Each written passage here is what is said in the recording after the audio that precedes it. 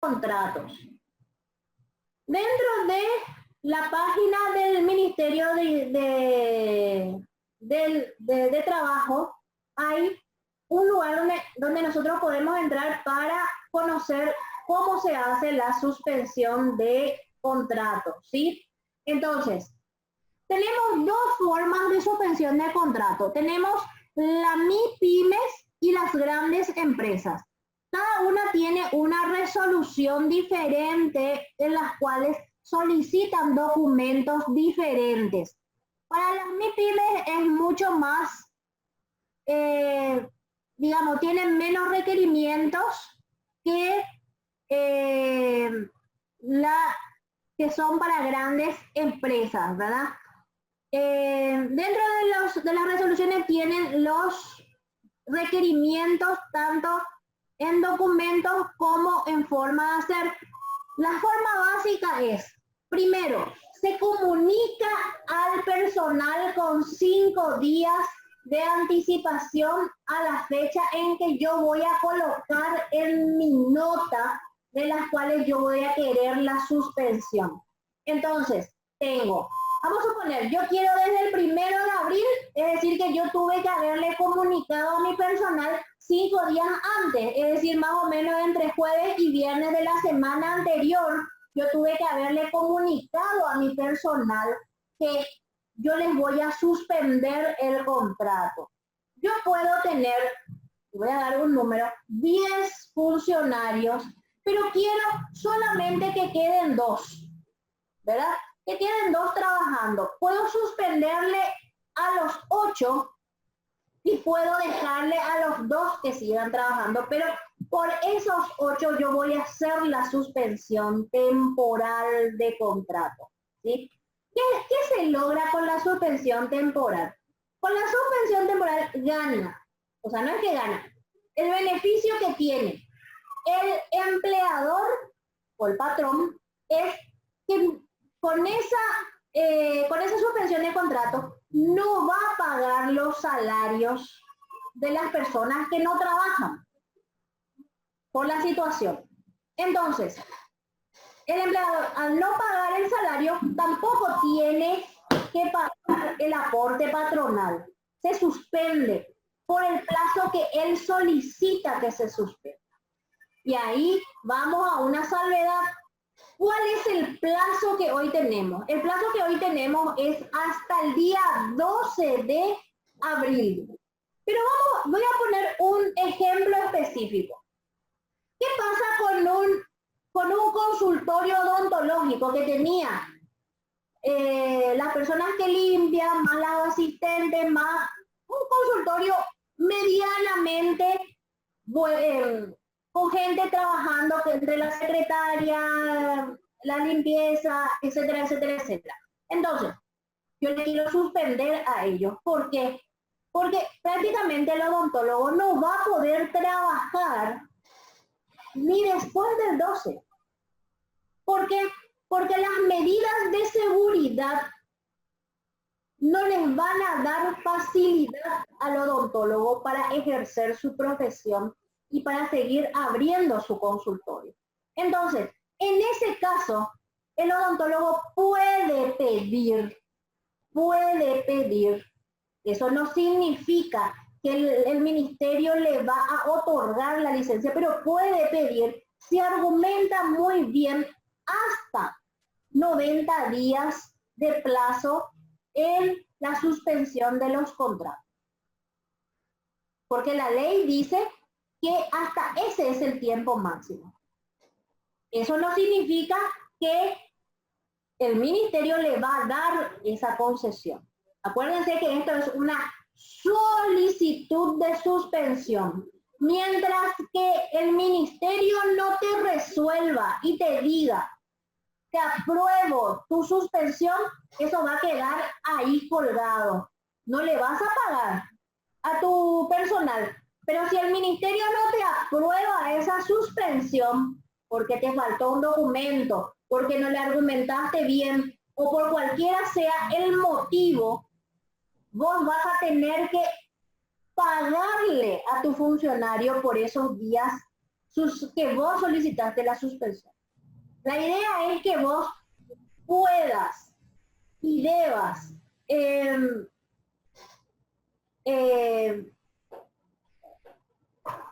a ver un ratito, que ustedes puedan volver a y tener la forma en que documentar bien este tema de la suspensión. Si ustedes lo hacen bien, no va a haber problema, va a correr la suspensión, pero el procedimiento, ahora están abreviando, pero el procedimiento normal suele ser, si uno pide suspensión, la gente del ministerio se va y certifica en tu local que vos no estás trabajando. Ahora con la cantidad inmensa de solicitudes que hay, probablemente no hagan ese procedimiento. Entonces, podamos ir viendo cuáles van a ser los mecanismos para poder hacer esta suspensión. Y ahí tenemos que cuando vos tengas tanto el informe, perdón, lo que le informaste a tus empleados, más la solicitud de suspensión del contrato donde argumentas y pones las fechas en las cuales vos vas a suspender el contrato, más los documentos respaldatorios y enviar a uno de estos correos que figura acá. Entonces, a partir de ahí, entra a evaluarse y tarda entre 3, 5 o 10 días en aprobarse eso. Una vez que se aprueba, recién ahí se procede al siguiente, ¿sí? Bueno, acá me pasaron el último decreto, perdón, la última resolución del IPS con relación a la forma de compensación por suspensión de actividades laborales. Y dice, los sujetos son los asegurados cotizantes beneficiarios de la compensación por suspensión de actividades laborales, son los cotizantes activos del Seguro Social Obligatorio con aportes realizados hasta el mes de febrero del 2020. Es decir, que la patronal tuvo que haber pagado febrero del 2020. Si no lo pagó, tiene que por lo menos estar fraccionado, comprendido entre el salario mínimo hasta 2 salarios mínimos legales, incluidos los trabajadores domésticos a tiempo parcial y a tiempo completo, trabajadores a medio tiempo y sujetos a régimen pluriempleo. ¿Cuáles pueden ser las causas para la suspensión? Cese total de actividades de los sectores económicos afectados a la emergencia, suspensión temporal de los contratos de trabajo de los trabajadores por la misma causa. ¿Cuándo inicia el proceso? El proceso de pago de compensación económica por suspensión se origina en las nóminas de trabajadores afectados que remita el Ministerio de Trabajo, Empleo y Seguridad Social en base a las comunicaciones de suspensión de actividades que les sean notificadas, incluido a los trabajadores domésticos. ¿Cuál es la prohibición? El IPS no dará trámite a ninguna solicitud de compensación por suspensión en base a comunicaciones que no estén certificadas por la Autoridad Administrativa del Trabajo. Esa verificación va a ser el aporte obrero patronal una vez recepcionada la nómina de trabajadores suspendidos, certificada por el Ministerio de Trabajo. La Dirección de Aporte verificará, ¿qué cosa? Que los trabajadores cesados sean cotizantes activos y que se haya pagado el mes de febrero, que los trabajadores perciban hasta 2 salarios mínimos legales para actividades diversas no especificadas, la constatación de la gerencia de prestación económica, la nómina verificada va a pasar a la dirección obrero patronal y será derivada a la gerencia de prestaciones económicas para cotizantes con derecho a jubilación ordinaria, 60 años de edad y 25 años de aporte, quienes podrán iniciar el proceso jubilatorio en el caso afirmativo, ser excluidos de la nómina. O sea, si tienen personal que le van a hacer una suspensión y que tengan 60 años de edad y 25 años de aporte, van a empezar ya el proceso automático de jubilación.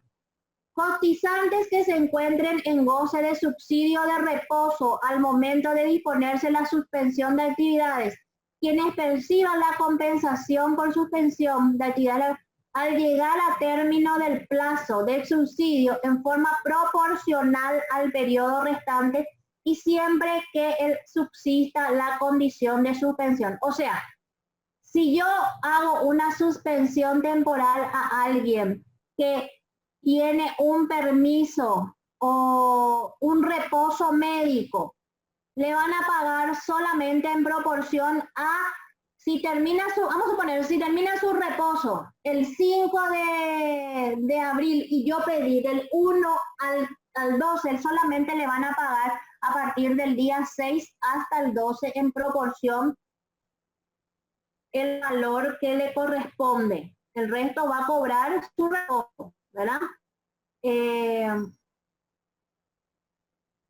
Cotizantes que se encuentren en goce de una jubilación por invalidez por accidente laboral permanente a efecto de suspender el goce de la jubilación por ser incluidos en la nómina de beneficiarios de la compensación por suspensión, ¿sí? La liquidación y pago, una vez depurada la nómina conforme a las disposiciones que fueron mencionadas, se liquidará en subsidios a base del 50% del salario mínimo legal vigente para actividades diversas, que será pagado por única vez por todo el periodo de suspensión de actividades. Frecuencia y registro. Las nóminas para acreditación serán elaboradas, remitidas diariamente a la Gerencia de Administración y Finanzas a fin de registrarlos y presupuestarlos. Los recursos van a ser de acuerdo a lo que dice la ley y las deducciones van a ir de acuerdo a, es decir, que primero se va a evaluar para que ustedes entiendan qué es lo que van a hacer. Si ustedes pidieron la suspensión, van a esperar que el ministerio resuelva. Una vez que el ministerio resuelve, ahí recién le va a pasar la lista al IPS y ahí recién van a empezar a evaluar para poder pagar de acuerdo a ciertas condiciones. Laura, a ver un poquitito. A ver. Nilda dice, ¿qué pasa si no te conceden la suspensión? ¿Tendrías que pagar todos los salarios de una sola vez por decir que tarde más de un... Lo que podés hacer es llegar a un acuerdo si es que no te aprueban, pero en teoría no es que hasta hoy nomás se podía hacer la suspensión. Vos podés seguir haciendo, o sea, necesitas meter mañana, meter el lunes, igual vas a seguir, si no te aprueban, tiene que haber un motivo por el cual no te estén aprobando, pero si estás dentro de los rangos y y presentar los documentos y el argumento para proceder a la suspensión, te deberían dar. Laura dice, la parte que no entiendo, ¿qué pasa con los funcionarios después de que se apruebe la gestión de suspensión del contrato? ¿Qué pasa con ellos? ¿Le vuelve a contratar otra vez o pierde los beneficios? Se presenta sin ningún inconveniente al lugar de trabajo. ¿Qué pasa con la suspensión? La suspensión es dejar sin efecto para que el patrón no le pague al empleado. Pero ¿qué pasa con el empleado? El empleado mantiene su antigüedad y su trabajo hasta el día en que figura la suspensión. Si yo le digo al empleado, mira, yo no te voy a pagar del 1 al 12, pero el 13 voy a tener que estar acá.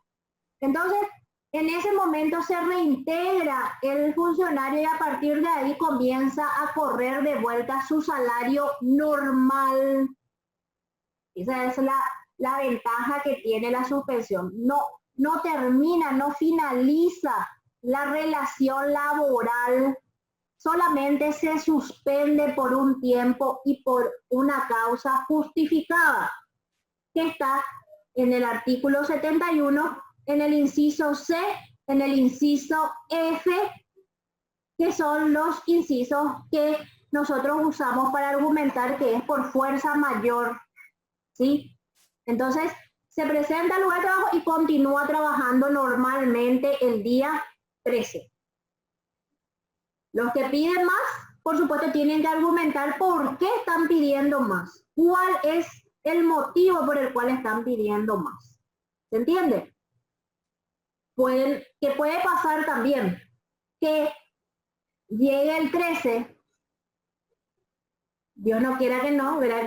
Que ya por lo menos ya empecemos a trabajar un poquitito más, pero puede llegar a pasar de que no se pueda todavía trabajar, entonces se puede pedir de vuelta la suspensión del periodo que corresponda en ese momento, o se puede hacer otra suspensión de los contratos. ¿Se entiende? Amén a eso, ¿qué también puedo hacer? Hay empresas donde deciden